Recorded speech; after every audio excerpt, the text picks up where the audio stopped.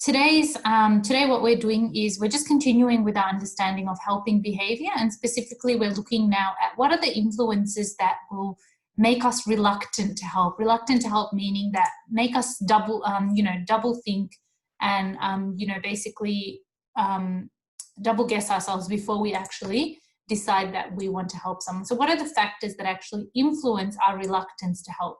The first one is diffusion of responsibility, and we looked at this a little bit yesterday with reference to how people pass the parcel when it comes to should I help or will the next person step in.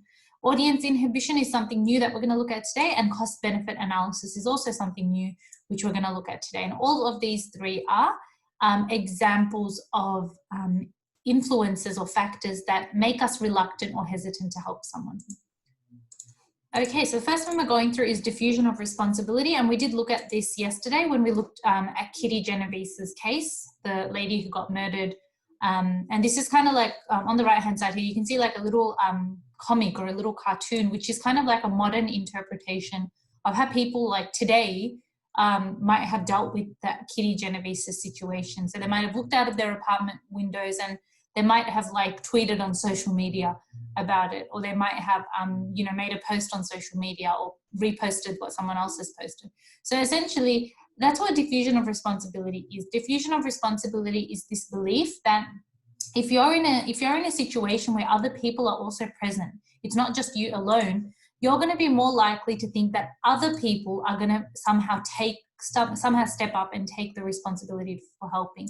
So in other words, it's like responsibility is like a parcel, and you're passing that parcel from one person to the next, and you think that surely the next person will step in and help, surely the next person will do something, surely the next person will intervene. And a lot of the time when everyone has this same idea and they practice this same idea of the diffusion of responsibility, no one takes responsibility at the end of the day, and no one actually goes on to help because everyone thinks that the next person will be the one to help. So the more people that are around when someone needs help, the less the responsibility that each individual person will feel that it's their duty to then help. So remember, we were talking about the example yesterday that if somebody was to faint in the middle of the courtyard at school, and you were the only maybe person, or you and two other people were the only people there, and everyone else was in class or everyone else was in some assembly, then obviously there would be a big onus on you or a big duty on you to help that person because there's no one else that you can then pass on or diffuse that responsibility to. So that's basically this idea of diffusion of responsibility. And one of the main examples or case studies through which we see responsibility being diffused is through the Kitty Genovese example that we went through yesterday, that she was attacked once and there was an opportunity for her to survive if someone stepped in the first time, but no one stepped in, and every other person in that apartment thought that the next person would help or that the next person would help. And eventually, even though there were 38 witnesses, not a single person decided to actually step in or go outside and save her or make an active step to actually help her. So each of these people believed that the other person would call the police or intervene. So that's the main idea. Diffusion of responsibility is about passing that baton or passing that parcel of responsibility to the next person, thinking that they will step in and help. And again, it's an influence on our reluctance to help, because when we believe that the next person will help, we start to become reluctant to help ourselves. We start to help another person ourselves. We start to become a little bit more hesitant to help that person. So that's our first influence on reluctance to help. The second influence on reluctance to help is audience inhibition. So audience inhibition is, we did kind of talk about this yesterday as well, although we didn't really call it audience inhibition. Audience inhibition is this funny idea that sometimes we don't help other people because we don't want to appear foolish in front of others. So if there's a man, like in yesterday's PowerPoint, there was a picture of a man who was lying on the floor and he was wearing construction clothing. And remember I told you guys that a lot of the time people might actually be hesitant to help him, especially if the situation is ambiguous and you're not sure of who he is. If you're going to go wake him up and then he's like, what are you waking me up for? I was trying to fall asleep, and he starts screaming at you and everyone starts looking at you, you might feel a little bit foolish. You might be a little bit embarrassed or humiliated. So audience inhibition means to stop something. When you inhibit something, it's to stop. Audience inhibition is this idea that our motivation or our drive to help somebody or to help ourselves is actually stopped or prevented because of what an audience, what people around us might actually think of us. And so audience inhibition can cause bystanders to actually keep calm in an emergency. They don't want to like drive into that situation and overreact and help that person, especially if no one else is doing anything. They don't want to appear foolish if nothing was actually wrong in the first place. Now, there's a really interesting experiment called the smoke-filled room experiment, and usually we'd show this video to you in class.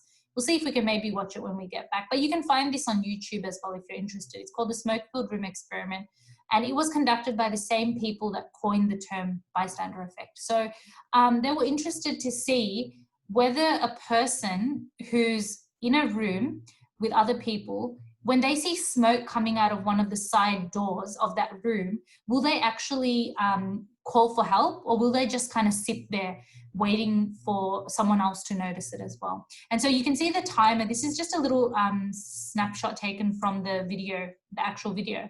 And you can see the timer, and it actually times this lady when she's with a group of people and she sees the smoke, how long it takes before she actually decides to go and call for help.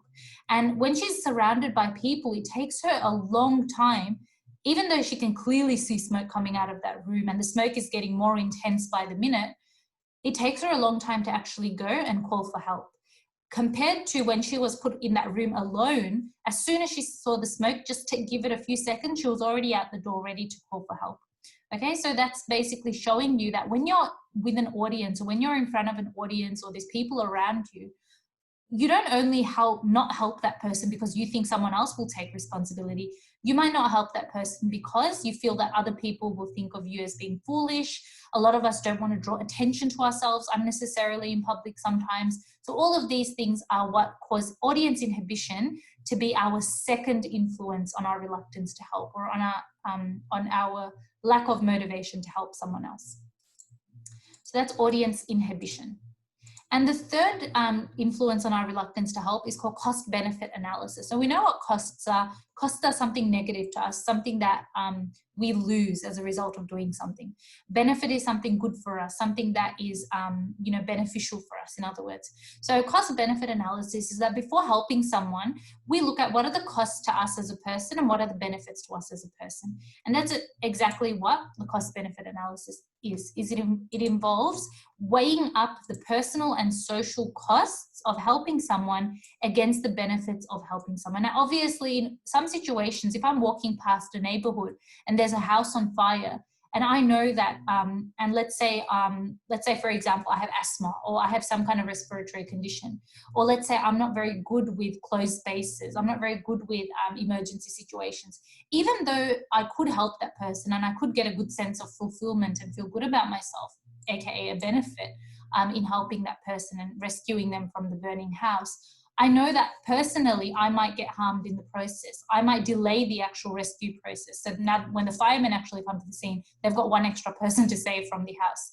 Okay, so all of those things are things that you weigh up before you help someone. Okay, remember, as we talked about in the previous lesson, there are factors that influence, personal factors, okay, how competent you are to help someone. Do you have the ability to help someone? Do you have the resources to help that person?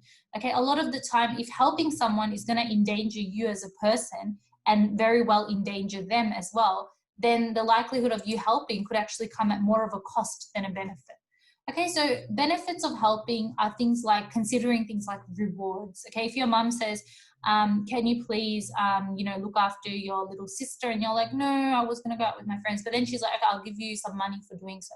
You're more likely to help out in that situation when there's a benefit of you, when there's a benefit to you as a person. Okay, increased self-esteem, feeling good, social approval. So people posting about you on social media, if you've done a really big, if you've done an example of a really big helping behavior. So all of those things are benefits. Those are the good things that come out of helping people. Okay, costs are the negatives or the harms or the dangers that can come out of helping people. Costs are things like the effort that's required to help someone. Okay, are you competent as a person to help that individual? How long is it going to take you to help that person? If you're running for a train for a very important job interview, and someone's dropped all their books and your train is going to be coming to the platform in 30 seconds, even though you might want to help them and you might feel bad for not helping them, you've got a train to catch and you can't miss that job interview. So again, sometimes we have to weigh the costs and the benefits before helping someone.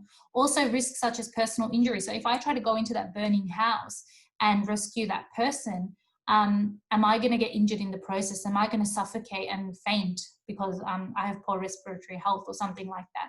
Okay, the concept of audience inhibition also comes in as a cost. So feeling like you might embarrass yourself in front of an audience, or worsening the situation by trying to help. So remember that example I gave you guys yesterday when we talked about someone drowning. And if you're someone who isn't very good of a swimmer yourself, by going in and trying to help that person, you might actually be worsening the situation for them and for yourself as well.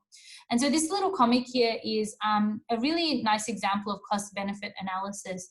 And, you know, everyone's kind of passing by this man that's lying on the pavement. And then there's one little boy who kind of stops and says, "Are you all right, mister? Is there anything I can do?" And then he says, "You're the only one who bothered to stop. I'm a millionaire and I'm going to give you $5,000. Obviously, it doesn't happen in real life, but it's just an example to show you that sometimes there can be benefits of helping people more than what meets the eye, okay? And a lot of the time we feel like, okay, I'm going to be wasting 5 minutes of my life by helping a person, but the kind of fulfillment that you get from that is kind of like a different thing altogether. So that's cost-benefit analysis, and cost-benefit analysis can influence our reluctance to help, because if the costs outweigh the benefits, or if the costs of helping someone are more than the actual benefits of helping that person, we are going to be not likely to help them. Okay, so that's how cost-benefit analysis is our third and final influence in terms of reluctance to help. Alrighty, and that's about it for today. So the only questions that you have to do today, and I was kind of going through these in class because I have to see, I have to compare it for the old books and the new book as well. So again, if you've got the old book, you're looking at the yellow column there. If you've got the new book, you're looking at the pink column, the second one. So yeah, if you've got the new book, you have to do 10.27 and 10.29.